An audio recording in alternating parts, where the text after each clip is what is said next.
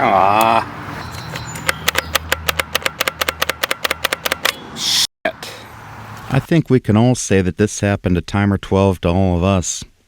Today I'm going to share with you a few things that I do every once in a while to keep my 40-volt Black & Decker battery-powered chainsaw running great and with minimal battery drain.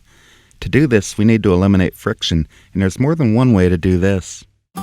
So here we have my 40-volt Black & Decker battery-powered chainsaw that I purchased from Amazon about 3 or so years ago for I believe around 140 bucks. Overall, it's been a pretty good saw for trail maintenance. It's pretty lightweight, compact, and fits nicely in my notch backpack so I can ride my bike out to where the trees have dropped over my trails to cut them up.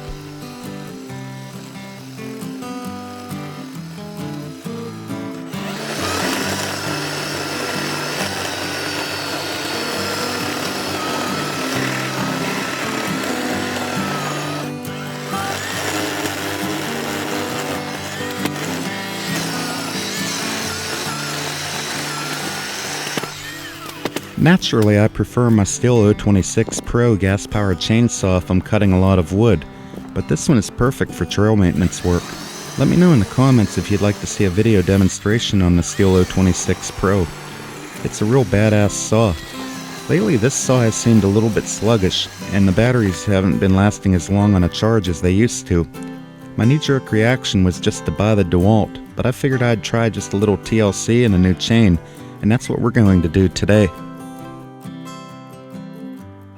Obviously, keeping the oil reservoir filled up with a good quality bar and chain oil such as Steel brand will ensure that the bar and chain gets the lubrication that it needs, creating less drag. Chain drag is any battery's worst enemy.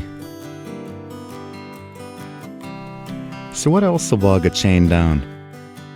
Dirt and debris will. Let's see what's going on under the hood. I'll remove the side cover, which will allow me to remove the bar and chain. This cover also houses the chain tensioning device.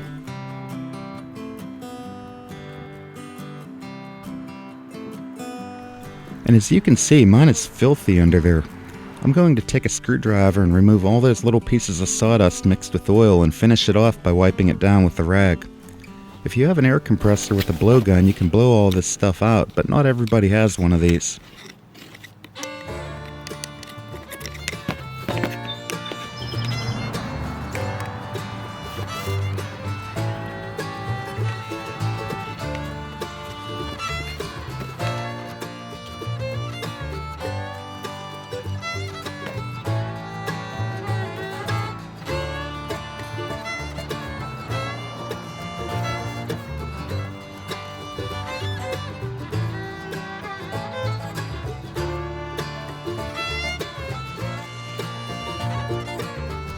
Next, we're going to make sure that the sprocket at the end of the bar turns freely.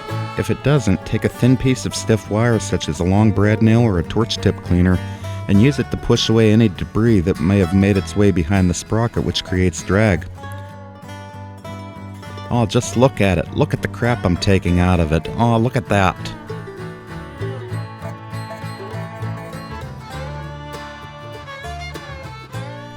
Then take the same piece of wire and run it through the groove in the bar where the chain rides.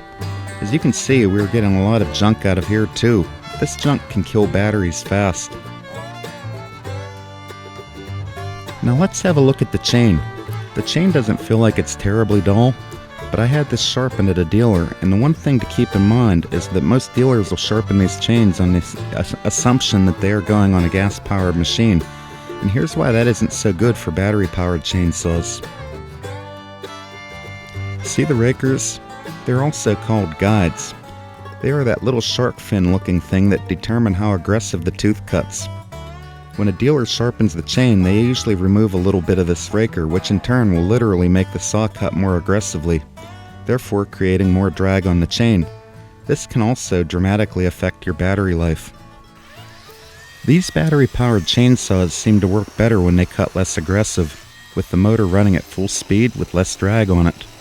The more drag that you create by pushing through the cut, the more amps it takes to keep the chain moving, which in turn kills the batteries.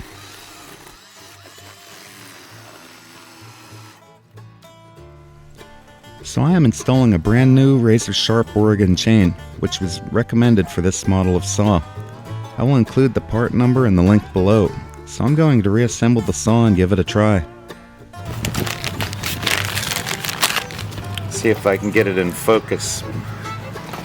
I wouldn't recommend buying cheap chains when you buy them, but as you can see, it says Oregon right on it there. Hey, see, it says Oregon right on it. Means it's a good chain. And comparing it to the old chain, yeah, as Wrangler Star calls it, that sticky feeling that you get, it's definitely got that, it's got that sticky feeling to it. When you run your finger over, you can feel it kind of catching the skin on your finger. You can see it shows you right here on the saw where you, or the direction that you want the chain to go. So obviously the sharp cutting edge is going to go forward on top, away from the saw. Real easy to put on, just get it started down in that guide. To a lot of you people, this is going to be a little on the rudimentary side, but some of you don't know how to put a chain on a saw.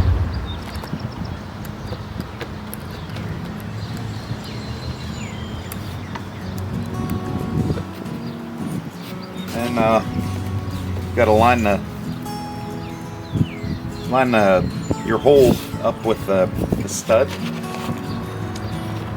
It has to be right side up, and get it lined up so that the stud screws in. And you don't want to take it all the way tight. And you can see when you roll that thing clockwise rather, you want, when you pull down on it, according to this here on the side of the saw, you want roughly 1/8 of an inch of give.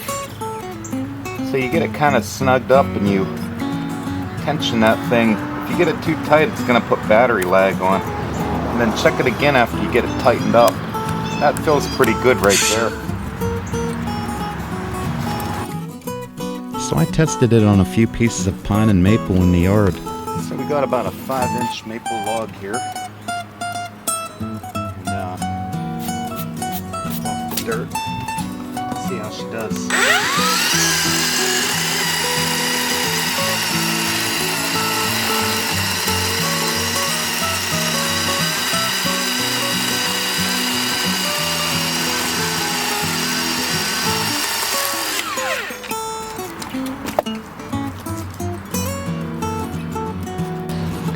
Not too bad.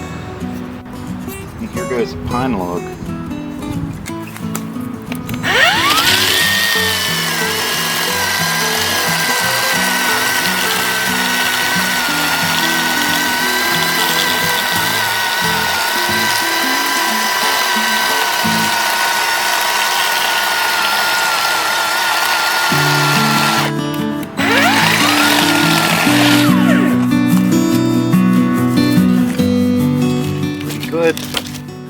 I made several cuts in this dried locust while I was making this bridge, all on the same 2 amp-hour battery, and the saw performed excellent.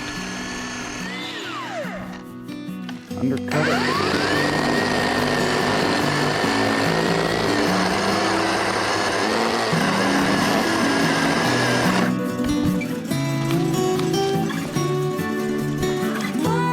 This is some tough stuff. It's hanging by a thread.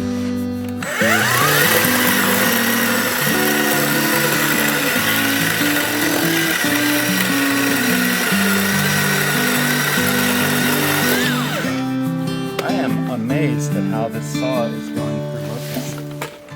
Prior to giving this saw a little TLC, it would only make 1 or 2 cuts in a 6-inch log and then the battery was kaput. If you found this video helpful, could you please click the thumbs up? Put any questions or comments below. I love hearing your comments and they help the video do well. Please subscribe if you're new to the channel. Thanks for playing saws with me today, and I'll see you next time.